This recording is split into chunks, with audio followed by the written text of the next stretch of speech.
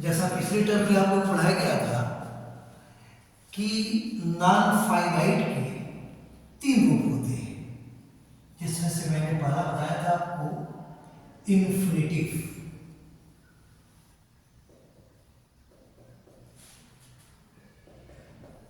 दूसरा बताया था आपको मैंने पार्टिसिपेट,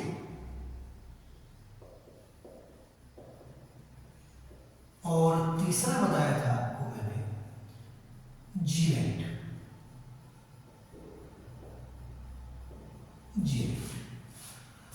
अब इन तीनों के में जब मैं वर्णन करना शुरू किया तो बताया था कि इन्फिनिटिव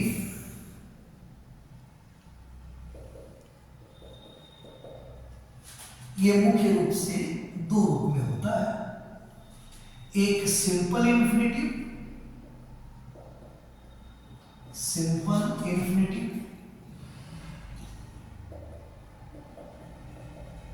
और दूसरा जिरेंडियल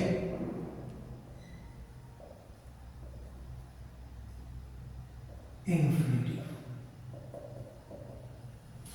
सिंपल इन्फिनिटिव को डिफाइन करते हुए मैंने आपसे बताया था कि सिंपल इन्फिनिटिव जो है,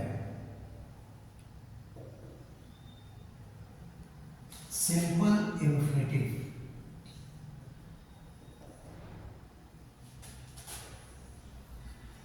नाउन की तरह 5 प्रकार से काम करता है।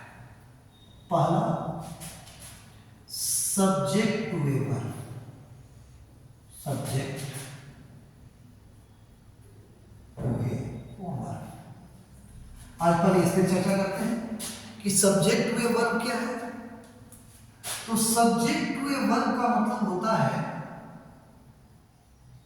सब्जेक्ट टू ए वर्ब, अर्थात इन्फिनिटिव जहां पर खुद कर्ता के रूप में सबसे पहले प्रयोग हो जाए तो उसे कहा जाता है सब्जेक्ट टू ए वर्ब। जैसे किसी वाक्य में कर्ता नहीं है और क्रिया ही मुख्य भूमिका कर्ता के रूप में निभाया तो उसे कहा जाएगा सब्जेक्ट टू ए वर्ब। जैसे सोना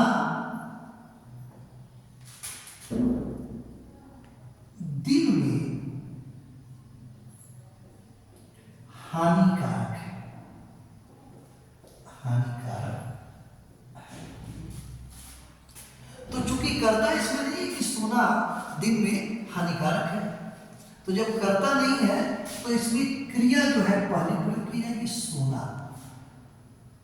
to sleep in the day is harmful. To sleep in the day is harmful. तो यहां क्या हो गया कि पहले प्रयोग हो गया, तो इस पहले प्रयोग वाले को क्या कहेंगे सब्जेक्ट टू ए वर्ब।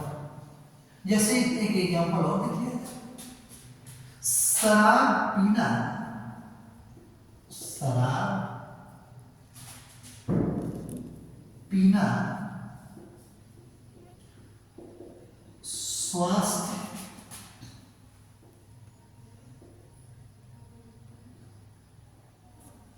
के लिए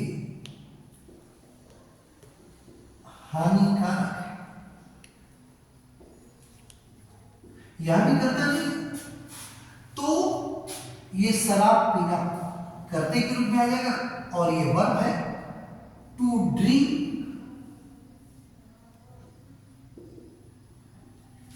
wine, to drink wine is harmful for health. To drink wine is harmful for health. तो ये क्या हो गया सब्जेक्ट हो गया। इसका जो दूसरा रूप है उसे कहते हैं object to a verb. Object to a verb का मतलब क्या हुआ, अर्थात जहां वर्ब जो है किसी वाक्य में ऑब्जेक्ट के रूप में प्रयोग हो। तो उसे कहा जाएगा ऑब्जेक्ट हुए वर्ब। लेकिन ऐसे वाक्य में ज्यादातर एक साथ दो क्रियाएं प्रयोग की जाती है, दो क्रियाएं। जैसे वह नाचना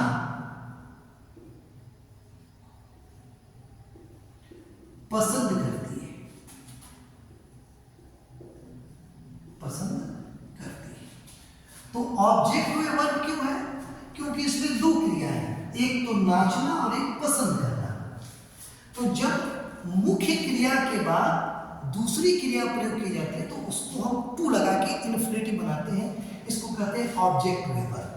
तो इसमें मुख्य क्रिया क्या है? पहले पसंद करना फिर नाचना। तो she likes to dance, she likes to dance, अर्थात वह नाचना क्या करती है? पसंद करती है। इसका एक एग्जाम्पल और देख लेते हैं। उसे पुस्तक पढ़ना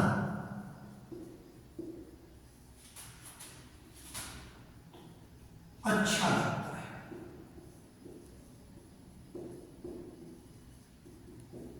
तो इसमें दो चीजें आ गई, एक पढ़ना और एक अच्छा लगना। तो यहां क्या लगाएंगे? She likes to study, she likes to study,